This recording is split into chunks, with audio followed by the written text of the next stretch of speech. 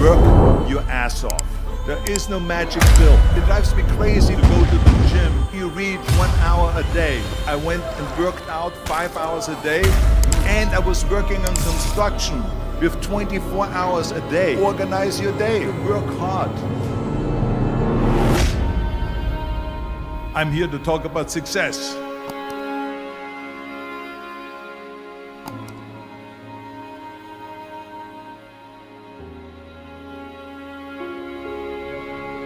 I went to college. I went and worked out 5 hours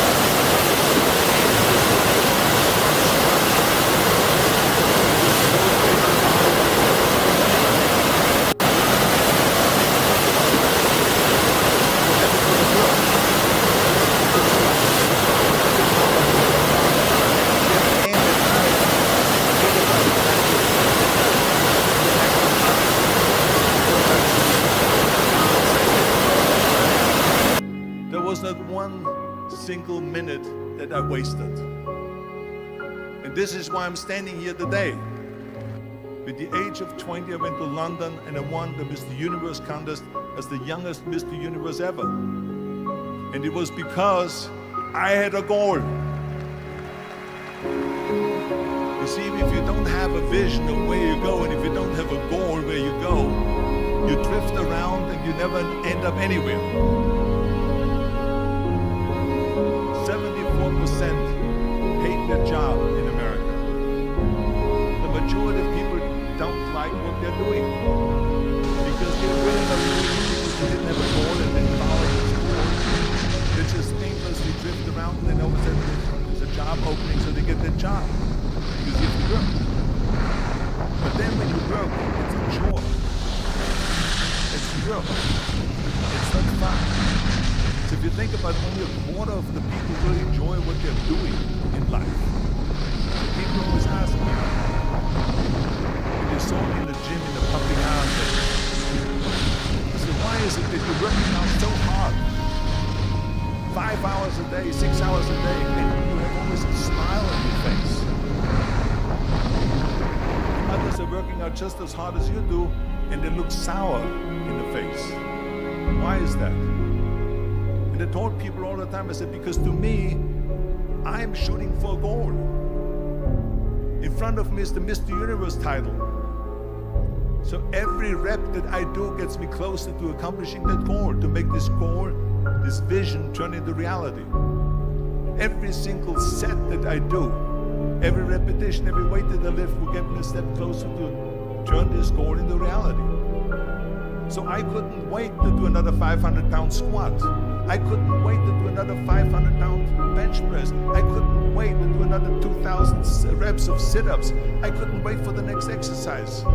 So let me tell you something, visualizing your goal and going after it makes it fun. You got to have a purpose no matter what you do in life. You got to have a purpose. Muhammad Ali worked his butt off. And I saw it firsthand. I remember that there was a sports writer that was there in the gym and he was working out, he was doing sit-ups. And they asked him, how many sit-ups do you do? And he said, I don't start counting until it hurts. Now think about that. He doesn't start counting his sit-ups until he feels pain. That's when he starts counting. That is working hard. And so you can't get around the hard work. It doesn't matter who it is. Work your ass off. There is no magic pill. There is no magic out there. You cannot get around. You have to work and work and work. Make sure of this and make sure of that and all that stuff. So it's work. And it drives me crazy when people say that they don't have enough time to go to the gym for 45 minutes a day and work out. Or to do something for 45 minutes to an hour a day to improve. If it is physically improve or if it is mentally to improve. Imagine you read 1 hour a day about history.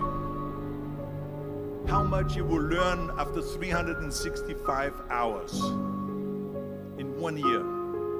Think about if you study about the history of musicians, of composers, how much you would know.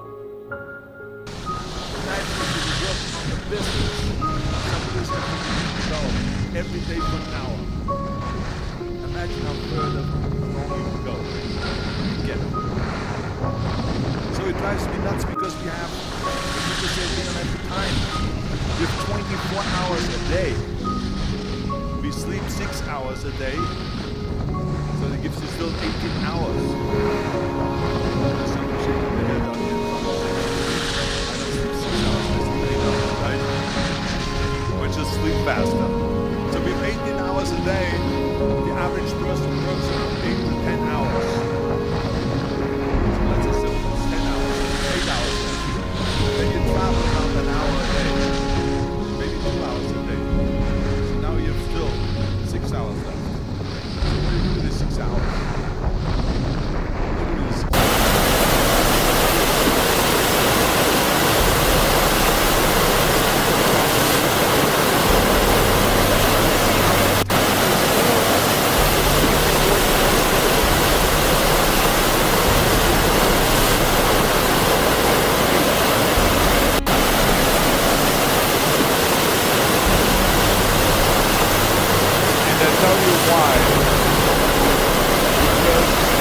We have so many doubters, as I've said earlier, the no-sayers.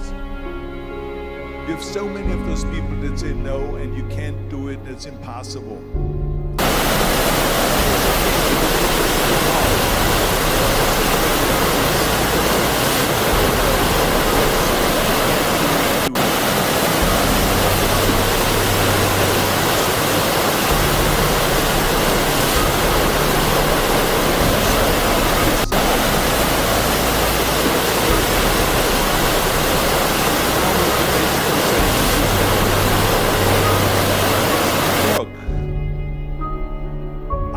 Fallback plan. I have a plan B. And that means that you start thinking about plan B, and every thought that you put into plan B, you're taking away now that thought and that energy from plan A.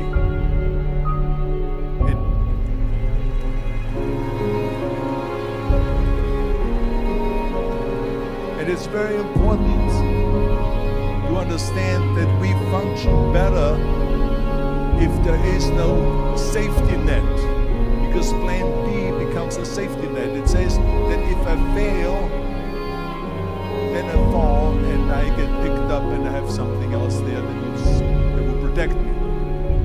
And that's not good, because people perform better when there's no safety net. People perform better in sports and everything else if you don't have a plan B. I'm telling you, I've never ever had a plan B. I made a full commitment that I'm gonna go and be a bodybuilding champion. I made a full commitment that I'm gonna be in America. I made a full commitment that I'm gonna get in the show business and I'm going to be a leading man. No matter what it takes, I will do the work. I will do the work over and over and over until I get it. And the same was in politics and everything like that. So to me, it is very dangerous to have a plan B, because you're cutting yourself off from the chance of really succeeding. And one of the main reasons why people want to have a plan B is because they are worried about failing. What is if I fail, then I don't have anything else? Well, let me tell you something, don't be afraid of failing, because there's nothing wrong with failing. You have to fail in order to climb that ladder. There's no one that doesn't fail. Michael Jordan said in one of his interviews, when they said, "You're unbelievable, you're the greatest basketball player of all times." I mean, tell me about that. And he says, "Well, you're just mentioning the successes." But he says, "For me to become the greatest basketball player, I missed 9,000 shots when I was playing basketball at the NBA games." So during these games that he was so successful, he missed 9,000 shots. Does it make him a failure? He's one of the greatest basketball players of all times, but he failed 9,000 times. Do you get it? We all fail. It's okay.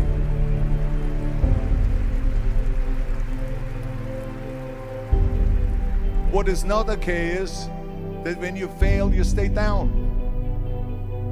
Whoever stays down is a loser. And winners will fail and get up.